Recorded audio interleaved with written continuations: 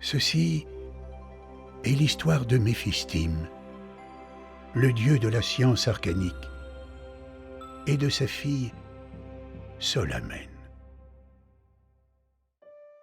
Seul détenteur des pouvoirs de son art magique, Méphistime était immortel et satisfaisait aux attentes de son peuple. Il aimait être un dieu juste et adoré. Mais cela commandait qu'il y passât tout son temps. Désireux de partir à la découverte de l'univers, Méphistime décida de révéler 12 disciples à la science arcanique. Il leur octroya certains pouvoirs pour le remplacer auprès de son peuple. Dans toutes les contrées, ces nouveaux légats bâtirent de magnifiques temples à la gloire de leur dieu Méphistime. Ils en firent des lieux de vie, d'échange et de commerce, où le peuple avait plaisir à se retrouver et à débattre, mais aussi à intriguer.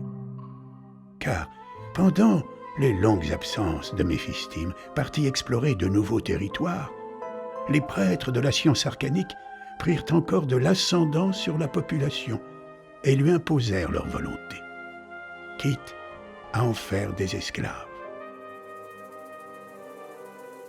Connaissant la nature insoumise de son peuple, Méphistime avait toutefois restreint son enseignement pour limiter leur pouvoir et leur vie, en ne leur révélant pas l'art de la réincarnation.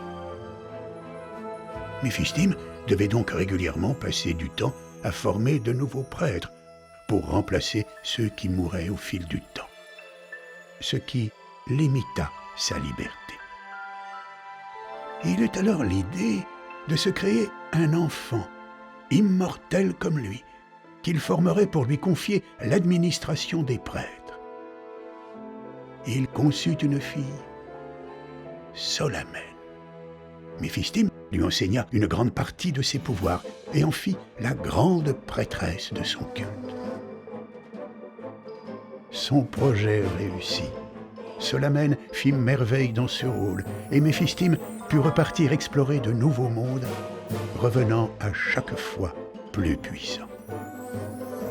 Mais avec le temps et les longues absences, parfois plusieurs années, de son père et mentor, Solamène dut faire face à des prêtres devenus agressifs et utilisant à leur profit les absences de celui qui était leur Dieu.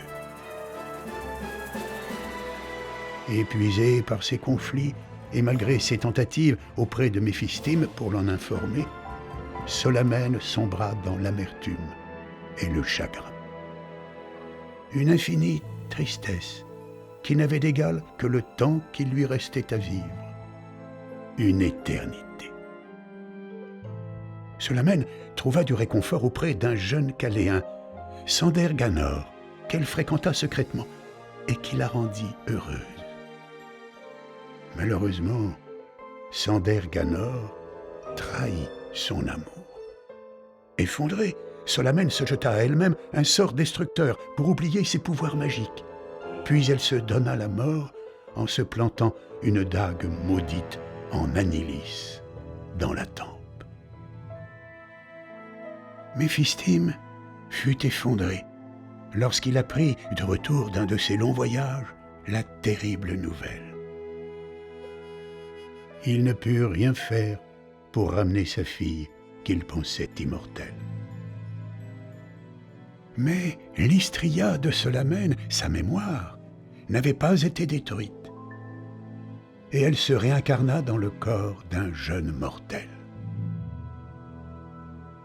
Révélé plus tard à son identité antérieure par des prêtres complotants contre Méphistime, le jeune homme prit le nom de Solaris et s'engagea dans la fronde contre celui qui fut son père.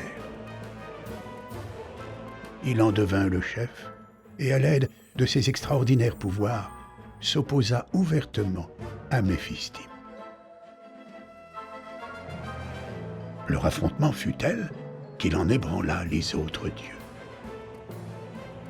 Inquiets pour leur propre existence, ils s'unirent et chassèrent Méphistime et Solaris du royaume des dieux, les condamnant tous deux à s'affronter pour l'éternité dans la dimension des mortels.